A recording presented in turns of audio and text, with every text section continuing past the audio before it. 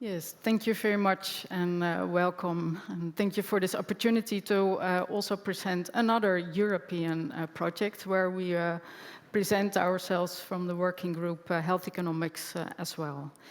My name is Valeska Rattel from the Netherlands Cancer Institute, and I will join this presentation together with Lionel Perrier. So to give you a short context of oral cancer where we perform this analysis in, so the incidence of oral cancer is over 650,000 patients worldwide. These patients, caregivers, and societal and economic burden from this oral cancer is very high, with very complex and mutilating surgeries. Radiotherapy, immunotherapy, and extensive rehabilitation is necessary for this patient group. So prevention and early detection of oral cancer is very important to reduce this societal burden. Instruments that can evaluate such programs and help to implement is health technology assessment. So the background of OPMD, OPMD is the pre-cancerous lesion of oral cancer, so there we should target for. So OPMD is oral potential malignant disorder. This is a group of oral mucosal lesions with an increased risk of malignant transformation. So we should target for this group. So you have these lesions, and if these lesions transform to oral cancer, then you need surgery and radiotherapy and immunotherapy. So the current landscape of these OPMDs is very heterogeneous. It's an under-researched field, an unmet medical need. To be honest, I did not hear of OPMD 1 year ago. So here you see a definition of the typical the types of OPMD in the New England published 2 years ago. So it's very heterogeneous. And also the management of OPMDs are heterogeneous. Clinicians are doing different things. So this was the rationale behind the cost action. And the cost action is a European-wide grant where you can work towards a network to gather a network of expertise. So this was initiated by Professor Pierre Santagny from the Centre Léon Bérard from Lyon, France. And the aim of this interceptor is to build and to develop a new multidisciplinary approach to reorganize this disease care management. And it's built upon also multiple working groups. So the first one is working on to build a registry European-wide. And the second is to standardize patient care pathways. The third one is to standardize protocols and also preclinical research into new biomarkers, for example. And the second one is a socio-economic aspects, also to support implementation and a dissemination, of course. And we now go into the socio-economic aspects. So the aim of our work package, of work package 6, is to build this network of expertise to gather cost and patient data and quality of life to perform health technology assessments. And we have a very active group of HTA experts, but also ethical legal experts in this group. We have 3 components. We already organized a workshop with stakeholders to define the topics where we should look at. We are working now on a framework of HTAs for these OPMDs, and we work on national campaigns to raise awareness for this group. And you can still join, so you can register on the cost action, so feel free to join or come to me for more information. So what we have done already this first year to start and build this network of expertise, 12 countries are included now. And we have every 2 months, a working group meeting with guest speakers. So we are now currently working on this HTA framework. So you start first with the current pathway with patient with complaints, go to the doctor, and hopefully referred to the clinician to get a diagnosis. And we try to make a new pathway where we can identify high-risk patients and hopefully to get diagnosis in an earlier stage. But to build this framework, we first should go and look into the literature, what's already out there, to perform a cost-effectiveness analysis and look into ethical aspects. Now I give the floor to Lionel Perrier, who has done a review of the literature, and I will go into the cost-effectiveness. So go ahead, thank you. Good afternoon. Thank you very much for the invitation, and thank you, Valeska, for this nice introduction. The first part was based on the review in order to assess, related to the cost assessment of OPMD, screening and management, and some points about the methods, the database included Medline, of course, the GAL Academic One Files, which is an American source, and also Academic Search Index. The articles were in English and published between 2000 and 2024. The search process consisted of a combination of 3 keywords using Boolean operators: oral potential malign disorders, or leukoplakia, and the cost. Studies were eligible only if cost assessment was included. It means cost description, cost analysis, cost effectiveness analysis, cost utility analysis, or cost benefit analysis. Systematic reviews of clinical effectiveness studies, as well as study protocols, were excluded. We further searched some citations of the retrieved eligible papers to identify additional publications that may have been missed during the initial search. Well, 2,853 records were screened after duplicates removed. And from these 2,853, 18 full-text articles were assessed for eligibility. And finally, 12 studies were included in the analysis. And the 6 full-text articles excluded was based on reasons. 2, because they were not related to OPMD. 1 was a review, and 3 was not about cost assessment. For the first 7 articles are focused on the screening.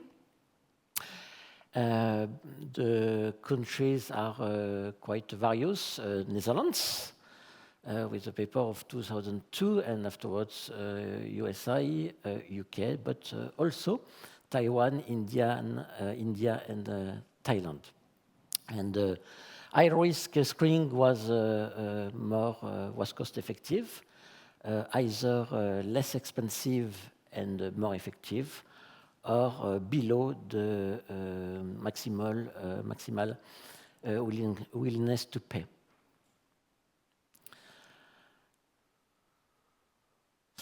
The 5 additional or other publications were related to OPMD management, the cost of OPMD management, and we can see that there are several countries and several countries, sorry, and also heterogeneous countries and results. Some information about the strength and the limitation of the review. The review complements existing reviews on the economics burden of all cancers, like the review of Ribeiro Rota from 2022, and also the economics evaluation of oral cancer screening, the publication from Roman, published last year in 2023. But one of the advantages, we believe, from our review is to have both screening and OPMD disease management. The limitation of the review is that some studies may be missed, considering that the abstracts were screened by one reviewer, me only.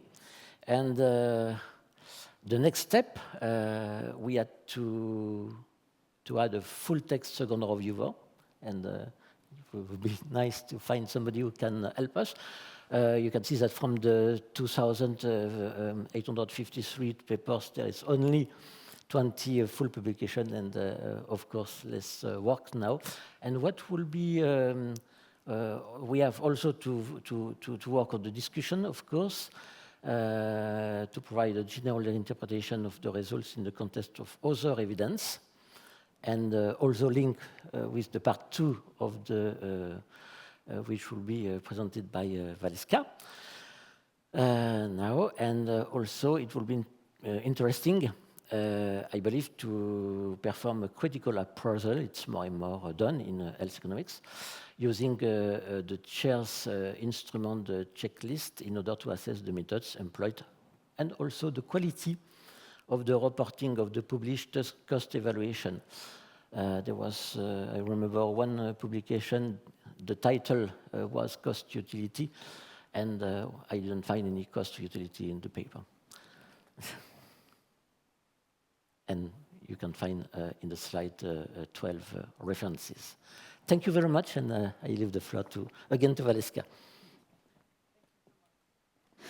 So you see, this is already a good collaboration within this working group. So I presented the second part, and by the time I will squeeze it a bit faster. So the objective was to explore the potential cost effectiveness of a hypothetical biomarker to identify these patients as at risks. And this was performed by my master's student, Alessandro Catanzaro.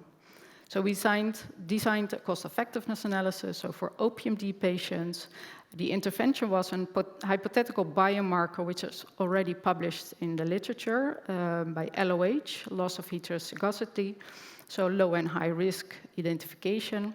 And the comparator is the current standard of care by the WHO guidelines, mild, moderate, and severe dysplasia.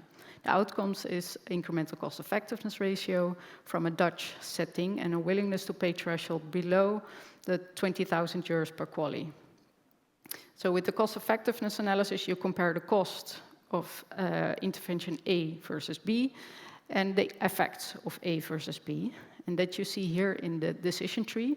So the usual care, the intervention A was the WHO guideline, and intervention B, the biomarker stratification, is the intervention where the low and high risk was introduced.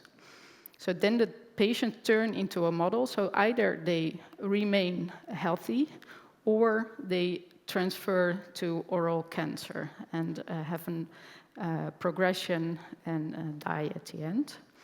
So we have input. All our inputs come from the literature. So for the first arm, we introduced the Kaplan-Meier curves of the WHO and the other Kaplan-Meier for the LOH biomarker.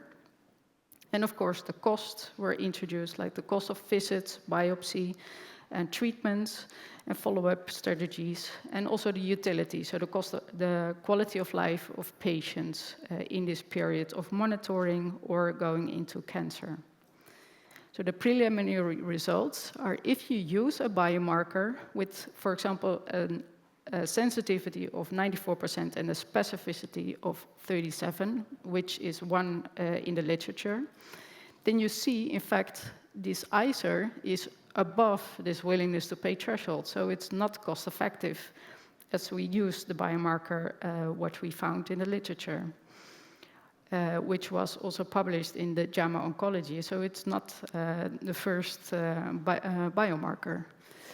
But if you would increase this sensitivity and specificity, then you see already that this ICER drops down immediately. So we did some scenario analysis. So to find these right accuracy for a potential biomarker. So this is really information for further research. So if you look at a specificity of at least 75% and sensitivity of at least 90%, then you will come into the ranges of cost effectiveness. And also some alternative scenarios. What if you put this biomarker, use this biomarker only for the moderate and severe dysplasia? Or if you look at follow-up strategies, this could also lead to more cost-effective solutions. So with a very preliminary conclusion, you could say that a hypothetical biomarker within these ranges of accuracy could be cost-effective. And if you look and tailor the follow-up schemes, then it is also the way towards cost-effectiveness. So this is really a basic analysis which informs further research. It's not yet for the policymakers, but it informs further research into a better biomarker in this field. So the next steps are now fill this model with actual data from this cost action. So get quality of life data, cost data, and potential new biomarkers. And of course, what the review showed, also the screening part we will introduce in this model as well, and then we link with the review results as well. So we thank the whole cost action group, and if you would like to join still, come to me or let me know. Thank you so much for your attention. Okay, thank you very much. And I think the example you show also illustrates how you can use early stages of technology assessment techniques to further guide your development steps and research steps. Because if you were left with the characteristics of the test, as you find it in literature, it will not reach the patient. No. At least it is very unlikely. But there might be one or two questions.